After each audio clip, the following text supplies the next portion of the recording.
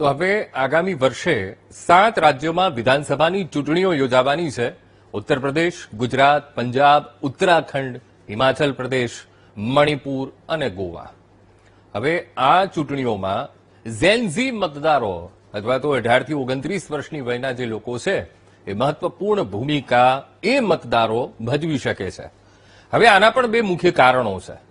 પહેલું કારણ છે કે જુલાઈમાં દિલ્હીમાં ઝેનઝી આંદોલનને યુવાનોના રાજકીય વલણ વિશે એક નવી ચર્ચા ઊભી કરી દીધી છે. બીજું કારણ એ છે કે બિહારમાં બાંકીપુર એ પેટા ચૂંટણી અને મધ્યપ્રદેશમાં દતિયા પેટા ચૂંટણીના જે આશ્ચર્યજનક પરિણામો આવ્યા એ પરિણામોએ યુવાનોની ચૂંટણી ભૂમિકા વિશે ચર્ચાઓ વધુ તીવ્ર એ બનાવી દીધી છે.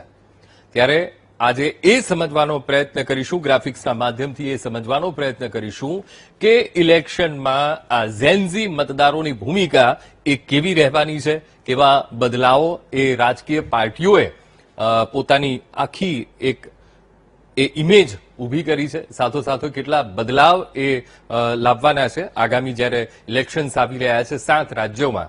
ત્યારે એ અહીંયા સમજવું એ ખૂબ જરૂરી છે, કારણ કે ઝેનઝીની ભૂમિકા એ ખૂબ મહત્વપૂર્ણ રહેવાની છે ને રાજકીય પાર્ટીઓએ પોતાના પ્રચાર પ્રસારમાં પણ કેટલાક બદલાવો લાવવાના એ નક્કી કર્યા છે. ત્યારે એ કયા બદલાવો છે એ પણ આપણે સમજવાનો અહીંયા પ્રયત્ન કરીશું.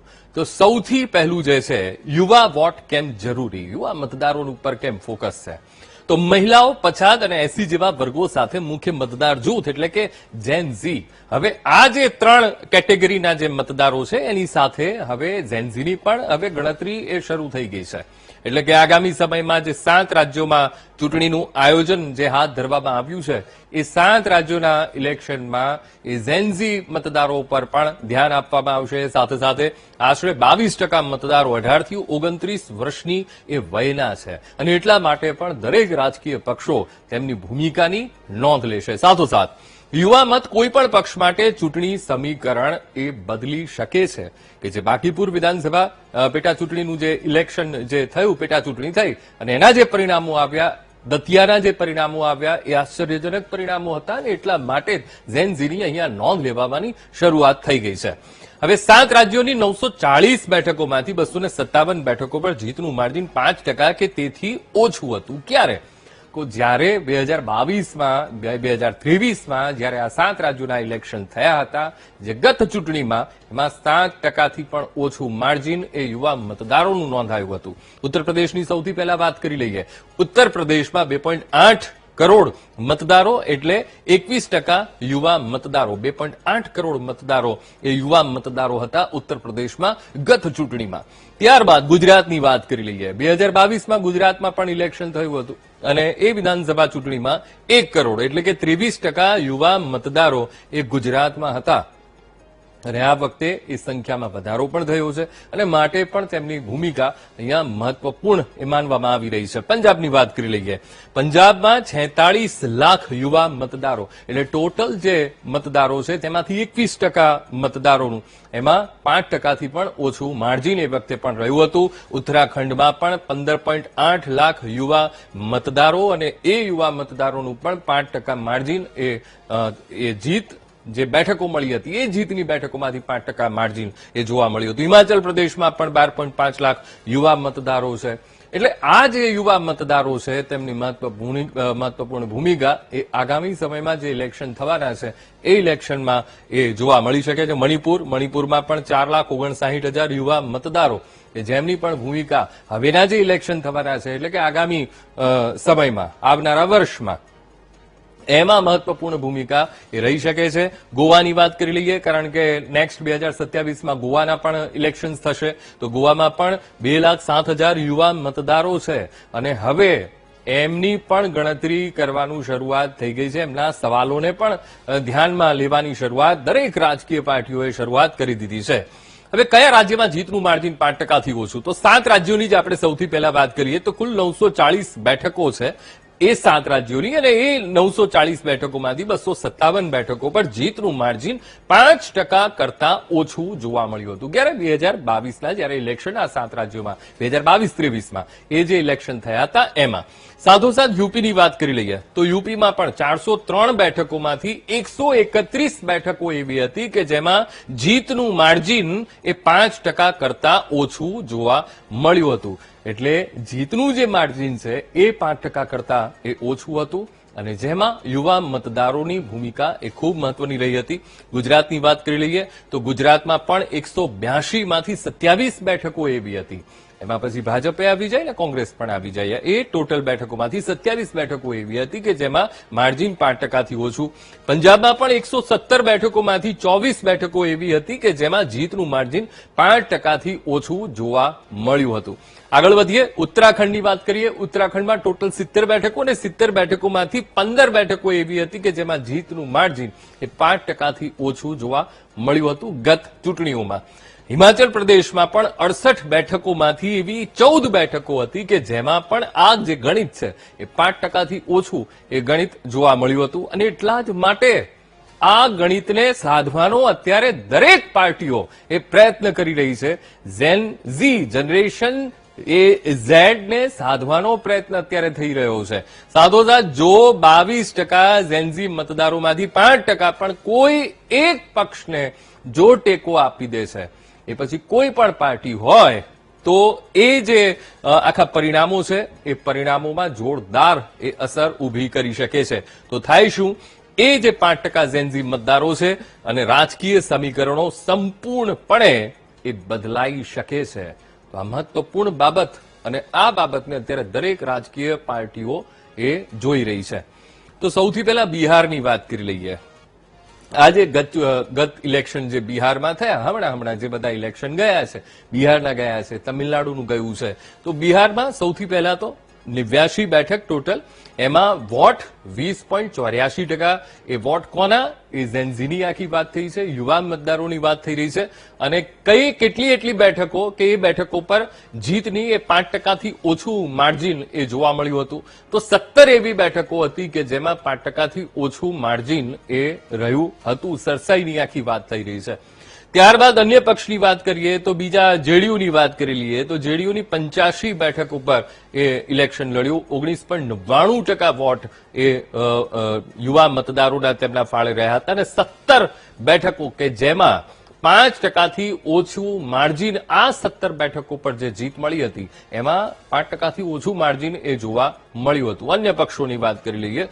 69 બેઠકો અને 69 બેઠકો પરથી 59.17% અને આ 69 બેઠકોમાંથી 28 બેઠકો એવી હતી કે 5%થી ઓછું માર્જિન એ જોવા મળ્યું. હવે આ તો થઈ બિહારની વાત.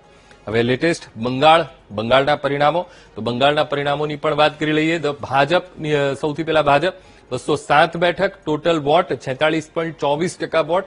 તો કેટલી બેઠકો છે જીત માટે? 36 બેઠકો જીતેલી એવી છે બીજેપીએ કે જેમાં પણ 5%થી ઓછું માર્જિન એ જોવા મળ્યું હતું. કઈ બેઠકો? તો 36 બેઠકો ઉપર. ટીએમસીની વાત કરી લઈએ, 80 બેઠકો અને એમાં વોટ કેટલા મળ્યા એમને? યુવા મતદારોના 41.16% મતદારો અને 18 બેઠકો એવી હતી કે જે જીતેલી 18 બેઠકો 5%થી ઓછું માર્જિન એમાં જોવા મળ્યું હતું. અન્ય પક્ષોની પણ વાત કરી લઈએ. હવે જ્યારે બંગાળના ઇલેક્શન હતા પશ્ચિમ બંગાળના, અને એ પશ્ચિમ બંગાળના ઇલેક્શનમાં 7 બેઠકો એવી હતી કે જેમાં અન્ય પક્ષો પણ ઇલેક્શન લડી રહ્યા હતા. એ 7 બેઠકો પર વોટ કેટલા મળ્યા? 12.60% જેટલા યુવા મતદારોના એ વોટ મળ્યા છે. અને 3 બેઠકો એવી હતી કે જેમાં 5%થી ઓછું જીતનું માર્જિન એ આ પશ્ચિમ બંગાળની આ અન્ય પક્ષોએ જે ચૂંટણી લડી હતી એમાં એ પરિણામોમાં તેની અસર જોવા મળી હતી. હવે તમિલનાડુની વાત કરી લઈએ તો ટીવીકે સૌથી મજબૂત પક્ષ તરીકે ઉભરી આવ્યો. 108 બેઠક અને વોટ કેટલા? 35.07%. આ જે ઝેનઝી આપણે વાત કરીએ છીએ 18 થી 29 વર્ષની વયના લોકોની વાત કરીએ છીએ એટલા વોટ મળે છે ને. 31 બેઠકો એવી હતી કે જેમાં જીતની 5%થી પણ ઓછું માર્જિન એ બેઠકો ઉપર જોવા મળ્યું હતું. ટોટલ બેઠકોમાંથી 31 બેઠકો એવી હતી જેમાં ટીવીકેએ જીત મેળવી છે. ડીએમકેની વાત કરી લઈએ. ટોટલ 59 બેઠક જેમાં વોટ કેટલા? તો 24.28% વોટ એ રહ્યા હતા અને જીત માટે 36 બેઠકો એવી હતી કે એ 36 બેઠકોનું ગણિત એ કહી રહ્યું હતું કે 5%થી ઓછું માર્જિન જીત ઉપર એ જોવા મળ્યું હતું એ 36 બેઠકો ઉપર. અન્ય પક્ષોની હવે વિચાર કરો 67 બેઠકો ઉપર અન્ય પક્ષો પણ ઇલેક્શન લડી રહ્યા હતા અને એમાં 40.65% એ વોટ અને 36 બેઠકો એવી હતી કે જેમાં 5%થી પણ ઓછું માર્જિન જીતમાં જોવા મળ્યું હતું.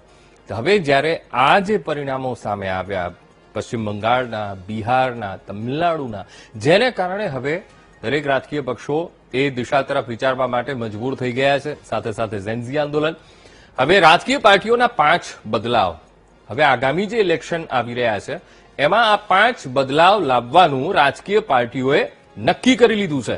કેવી રીતે? તો સૌથી પહેલું છે એ જે 5 બદલાવ લાવવાના છે એમાં સૌથી પહેલો બદલાવ એ છે યુવા કેન્દ્રિત રાજકારણ શરૂ થશે. હવે એટલે યુવાઓને ધ્યાને લેવામાં આવશે, યુવાઓના મુદ્દાને ધ્યાનમાં લેવામાં આવશે, યુવાનોના સવાલ શું છે એ સવાલોને પણ ધ્યાનમાં લેવામાં આવશે. તો સૌથી મહત્વપૂર્ણ મુદ્દો શું છે યુવાઓનો? તો સૌથી પહેલો મહત્વનો મુદ્દો છે રોજગાર. રોજગાર સાથે કૌશલ્ય વિકાસ. રોજગાર અને કૌશલ્ય વિકાસ જેવા વિષયોને સીધા સંબોધવામાં આવશે. હવે આગામી સમયમાં ઇલેક્શન આવી રહ્યા છે, દરેક પાર્ટીઓ પ્રચાર પ્રસાર માટે એ નીકળશે માર્કેટમાં, ત્યારે યુવાઓ પર સૌથી વધુ ફોકસ કરવામાં આવશે. આ બદલાવ રાજકીય પાર્ટીઓએ નક્કી કરી લીધો છે. સાથોસાથ બેરોજગારોને ફક્ત ભથ્થા આપવાને બદલે રોજગારની વાત કરવી પડશે. આજથી પહેલા શું હતું? આ વર્ષથી આગળના આપણે પાછળના વર્ષો ઉપર નજર નાખીએ કે જ્યારે પણ ઇલેક્શનમાં પ્રચાર પ્રસાર કરવા માટે પાર્ટીઓ નીકળે ત્યારે સૌથી મહત્વપૂર્ણ બાબત શું હોય કે ભથ્થાઓને લઈને એ વાત ચાલતી હોય. પણ હવે ભથ્થાઓને લઈને વાત નહીં કરવાની, પણ પરિણામલક્ષી એ વાત કરવાની રહેશે. રોજગારલક્ષી વાત સંબોધનમાં પણ સંબોધવી પડશે. તો શિક્ષણ અને ડિજિટલ ઇકોસિસ્ટમની જે વાત કરશે તેની સાથે યુવાનો જોડાશે. એ સ્પષ્ટ યુવાનોએ સંકેત પણ આપી દીધો છે કે આ મહત્વપૂર્ણ 2 એવા મુદ્દા છે, શિક્ષણ છે, સાથે સાથે રોજગારી છે. એ ઇકોસિસ્ટમને જે સુધારવાની પ્રયત્ન કરશે એની સાથે યુવાનો જોડાશે. સાથોસાથ બીજો જે બદલાવ છે જાતિ ધર્મ સમીકરણો. હવે જાતિ અને ધાર્મિક સમીકરણો નોંધપાત્ર રીતે વિક્ષેપિત થશે. અત્યાર સુધીના જે ઇલેક્શન લડાયા ત્યારે આ એક કોમન મુદ્દો એ રાજકીય પાર્ટીઓના પ્રચાર પ્રસારમાં રહેતો. જાતિ અને ધર્મને ટાર્ગેટ કરવામાં આવતા, તેમની વાત મૂકવામાં આવતી. પણ હવે જે આ ઝેન્ઝીનો આખો મુદ્દો આવ્યો છે તો એ મુદ્દો તેને વિક્ષેપિત કરશે, અસર કરશે. અત્યાર સુધી શું હતું? અત્યાર સુધી યુવાનો પણ જાતિ અને ધર્મના રેખાઓ પર વિભાજિત હતા. આ જાતિ અલગ જાતિ, આ જાતિમાં વહેંચાયેલા હતા. પણ હવે યુવાઓ પણ એક મુદ્દાઓની નીચે એ આવી ગયા છે તો એ મુદ્દાઓને પણ ધ્યાને હવે લેવા પડશે. હવે યુવા મતદારોમાં પરિવર્તન દેખાઈ રહ્યું છે. જે મેં પહેલા જ કહ્યું કે હવે યુવાઓના વિચારો બદલાઈ રહ્યા છે ને એક વિચારની અંતર્ગત, એટલે મહત્વપૂર્ણ મુદ્દો છે શિક્ષણનો મુદ્દો છે, સાથોસાથ બીજો મહત્વપૂર્ણ મુદ્દો છે રોજગારનો મુદ્દો છે. તો આ મહત્વપૂર્ણ મુદ્દાઓની અંતર્ગત હવે તેઓ આવી રહ્યા છે એટલે પરિવર્તન દેખાઈ રહ્યું છે. તો ચૂંટણીમાં જાતિ પરિબળ કંઈક અંશે મુખ્ય રહેશે. એવું નથી કે સાવે સાવ આ સમીકરણ નીકળી જશે, પણ એ સમીકરણ તો રહેશે. પણ સાથોસાથ યુવાઓના પણ સમીકરણો, તેમના સવાલોના પણ સમીકરણો આ હવે આવનારા ઇલેક્શનમાં એ આપણને દેખાશે. સાથોસાથ ઉમેદવારોની પસંદગી અને પ્રતિનિધિત્વમાં પણ તેની અસર એ સ્પષ્ટ દેખાશે. કારણ કે બધાને એ દિશા નિર્દેશ આપી દેવામાં આવ્યા છે કે કઈ કઈ બાબતોને ધ્યાન ઉપર લેવાની છે, યુવાઓના પ્રશ્નોને કેવી રીતે લેવાના છે. સાથોસાથ પક્ષો સ્વનિર્મિત યુવાનોને પણ વધુ ટિકિટ આપશે, જેમની એક અલગ ઓળખ હશે, એક પોતાની અલગ ઇમેજ તેમણે ઊભી કરી હશે, યુવાઓમાં પણ લોકપ્રિય હશે. તો ચોક્કસથી તેમને પણ ટિકિટ આપવામાં આવશે. સાથોસાથ જેથી ચૂંટણીના મેદાનમાં ઝેન્ઝીનું વધુ સારું પ્રતિનિધિત્વ એ સુનિશ્ચિત થઈ શકે. તો આ બધા મુદ્દાઓને દરેક રાજકીય પાર્ટીઓ અત્યારે તૈયાર કરી રહી છે. ન માત્ર ભાજપ, ન માત્ર કોંગ્રેસ, પણ અલગ અલગ બધી રાજકીયમાં પછી સમાજવાદી પાર્ટી પણ આવી ગઈ, ટીવીકે પણ આવી ગયું, ટીએમસી પણ આવી ગયું. બધા મુદ્દાને અત્યારે ધ્યાને લઈ રહ્યા છે. જેડીયુ પણ આવી ગયું. હવે મહિલાઓ જેવો બદલાવ કેવી રીતે? તો મહિલાઓએ શું બદલાવ લાવ્યા? તો જેમ મહિલાઓએ જાતિ સમીકરણો તોડીને એનડીએને મત આપ્યો, જેમ કે મધ્યપ્રદેશના આપણે ઇલેક્શનના પરિણામો તમે જોઈ લો કે જેમાં મહિલાઓનો ફાળો એ ખૂબ મુખ્ય રહ્યો હતો, એમની ભૂમિકા ખૂબ નિર્ણાયક રહી હતી, તેમના મત એ ખૂબ મહત્વપૂર્ણ સાબિત થયા હતા, ત્યારે એ બદલાવ યુવાનો પણ એક પક્ષ સાથે જોડાણ કરી શકે છે કે જે રીતે એનડીએ સાથે મહિલાઓ, આ માત્ર ને માત્ર ઉદાહરણ માટે છે, માત્ર ને માત્ર ઉદાહરણ માટે કે એનડીએ સાથે જોડાયા એ રીતે યુવાનો પણ કોઈ એક પક્ષને મહત્વ આપી શકે છે. મફત વસ્તુઓ ટાળો. યુવાનોને મફતમાં કશું જ જોતું નથી અને એ વસ્તુને ટાળવાની વાત આ ઝેન્ઝી આંદોલનમાં આપણને દેખાઈ અને બોલ્યા પણ છે. તો યુવાનો મફત વસ્તુઓ કે આકર્ષક યોજનાઓ ઈચ્છતા નથી. અમારે કશું જ મફતમાં જોતું નથી. જોઈએ છે શું? સ્પષ્ટ પરિણામ જોઈએ છે. રોજગારીની વાત કરો તો એમાં પણ સ્પષ્ટતા અને પારદર્શિતા જોઈએ છે. શિક્ષણની વાત જ્યારે આવે તો શિક્ષણમાં પણ તેમને સ્પષ્ટતા સાથોસાથ પારદર્શિતા તેમાં પણ જોઈએ છે. તો રાજકીય પક્ષો પાસેથી નક્કર ઉકેલોની અપેક્ષા રાખશે. કોઈ નક્કર પરિણામની જો તમે વાત કરશો, નક્કર ઉકેલની તમે વાત કરશો તો ચોક્કસથી એ પક્ષ સાથે યુવાનો જોડાશે. વ્યવહારુ વચનો, કોઈ મોટી મોટી વાતો નહીં, ગપગોળા નહીં, પણ વ્યવહારુ એટલે કે જે શક્ય હોય એવા વચનો આપવાની વાત છે. રાજકીય પક્ષો આગામી ચૂંટણીઓમાં વ્યવહારુ વચનો આપશે. એટલે આ પણ એક નક્કી કરી દેવામાં આવ્યું છે કે ગપગોળા નથી મારવાના, વ્યવહારુ વચનો આપવાના છે અને એવા વચનો આપશે કે જેની અમલવારી એ શક્ય હોય. તો આ પ્રમાણેના આ બદલાવો છે. હવે કયા પક્ષોની યુવાનો તરફ નજર છે? સૌથી પહેલા ભાજપની વાત કરી લઈએ, સત્તા પક્ષની. પીએમ મોદી સહિત તમામ નેતાઓ અત્યારે ઇન્સ્ટાગ્રામનો ઉપયોગ તેમણે વધારી દીધો છે અને આખા દેશને એ જોયું પણ છે કે ઇન્સ્ટાગ્રામનો ઉપયોગ કેટલો એ વધી ગયો છે. સાથોસાથ મંગલ મિશન નામની એક બેઠક એ થઈ હતી અને મંગલ મિશન બેઠક સંપૂર્ણપણે યુવાનો તરફ એ કેન્દ્રિત રહી. એમાં યુવાનોના મુદ્દાઓને ઉઠાવવામાં આવ્યા, મુદ્દાઓના પ્રશ્નોની ચર્ચા કરવામાં આવી, સાથે સાથે બેઠકમાં રોજગાર પર પ્રેઝન્ટેશન આપવામાં આવ્યું હતું એ મંગલ મિશન બેઠકમાં. સાથોસાથ ઝેન્ઝીના મુદ્દાઓને સંવેદનશીલતા સાથે સાંભળવા માટે પણ અપીલ કરવામાં આવી છે, સાંસદોને અપીલ કરવામાં આવી છે અને આખા પક્ષમાં પણ એ સૂચના આપી દેવામાં આવી છે. સાથોસાથ યુવા પેઢી સાથે સતત જોડાણ જાળવવા માટે પણ સૂચના આપી દેવામાં આવી છે કે જેમ બને એમ યુવાનો સાથે જોડવાનો પ્રયત્ન કરવાનો છે, તેમની સાથે જોડાવાનું છે, તેમના પ્રશ્નોને સાંભળવાના છે.